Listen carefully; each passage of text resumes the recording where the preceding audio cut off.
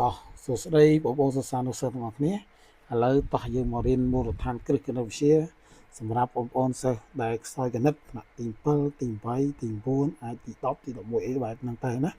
អញ្ចឹងចំពោះបងប្អូនដែលខ្សោយបងប្អូនអាចមើលវីដេអូលោកគ្រូនឹងបរៀនខ្លីៗធីបខ្លីៗហើយលោកគ្រូនឹងបរៀនវិធីសាស្ត្រងាយៗណាឲ្យបងប្អូនទាំងអស់គ្នាហើយ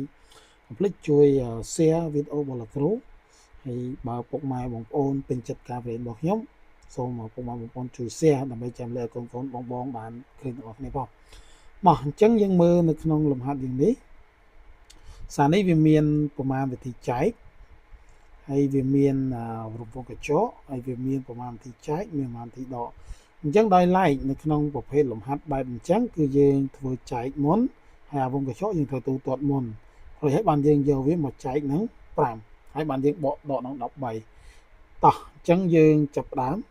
អញ្ចឹងយើងបាន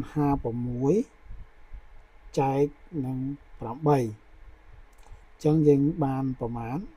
7បូកណាបូក47ដក17សល់30អូខេសល់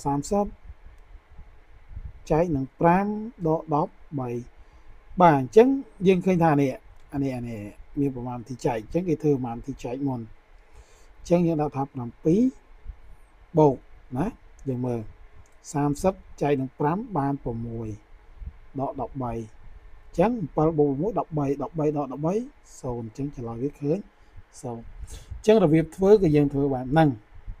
តោះឥឡូវយើងមើលលំហាត់ខមួយទៀតអញ្ចឹង90លោកគ្រូទុកសិនអញ្ចឹងលោកគ្រូនឹងទូទាត់នេះទូទាត់អានេះសិនទូទាត់នេះហើយបានយកដក3ហើយបានឃើញច្រឡំយកមកគុំនឹង2អញ្ចឹងយើងបាន90ដកលោកគ្រូប្រើវងកញ្ចក់អញ្ចឹង12បូកនឹង5នេះ12នេះបូកនឹង5អញ្ចឹងវាបាន17ហើយដក3គុណនឹង2អញ្ចឹងស្មើនឹង90ដកអត់មើល17ដកនឹង3សល់14គុណនឹង2អញ្ចឹងយើងបាន90ដក28អញ្ចឹងយើងដឹងហើយនេះ90ដក28សល់ប៉ុន្មានសល់62ទេនេះអូនយក90ដក28អញ្ចឹងចំពោះបងប្អូនខ្លះ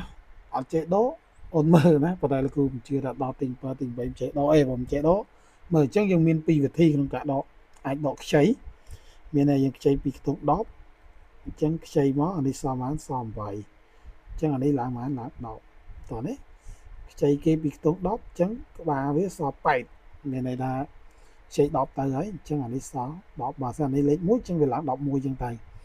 អានេះគាត់លោកគ្រូបញ្យល់តែលោកគ្រូជឿថាប្រហែលជាចេះហើយតោះឥឡូវយើងដកតែម្ដងអញ្ចឹងយើងមើលនេះ90ដក28បាទលោកគ្រូខ្ចីចាអានេះសល់8អញ្ចឹងអានេះឡើង10បាទនេះលេខ1ឡើង11អញ្ចឹង11 10ដក8សល់2ណាហើយ8ដក2សល់6គេ62ឬគេធ្វើមកវិធីទៀត90ដក28គេធ្វើវិធីតម្លើងអត់ខ្ចីទេអញ្ចឹងគេតម្លើង0នេះតម្លើងទៅជា10បើ1តម្លើងទៅជា11បើលេខ2តម្លើងទៅជា12អញ្ចឹងបើលេខតូចនៅខាងលើលេខធំនៅខាងក្រោមគឺតម្លើងអញ្ចឹងគេគេ10ដក8សល់2សេ2ត្រាទុក1 2នឹង1 3អញ្ចឹង9ដក3សល់5 1អញ្ចឹងមិនដឹងថាកូនសិស្សចូលចិត្តវិធីណាទេចូលចិត្តវិធីណាប្រើវិធីហ្នឹងប៉ុន្តែលោកគ្រូឃើញថាបច្ចុប្បន្នគេប្រើវិធីខ្ចីប៉ុន្តែជំនាន់កាលគ្រូនៅក្មេងៗលោកគ្រូរៀនលោកគ្រូប្រើវិធីតម្លើងអញ្ចឹងដកលឿនណា10បាទនេះលេខ1 11 11 18សល់ប្រហែលអញ្ចឹងទៅបាទនេះ0 10 10 18សល់2ត្រា1 2 1 3 9ដក3សល់5 1ឬក៏27ដកនឹង9ចាឬក៏លោកគ្រូថា127ចាអញ្ចឹង7ឡើង17 17ដក9សល់8ត្រា1គេត្រា1ត្រាដាក់ទៅនឹងមក2ដក1សល់ប៉ុន្មានសល់1ទម្លាក់ចុះអញ្ចឹង118ចានេះគឺវិធីតម្លើងណាកុំសិស្សតម្លើងអញ្ចឹង ក្នុងវីដេអូរបស់លោកគ្រូមានប៉ុណ្ណឹងអរគុណច្រើនជួបគ្នានៅវីដេអូក្រោយទៀត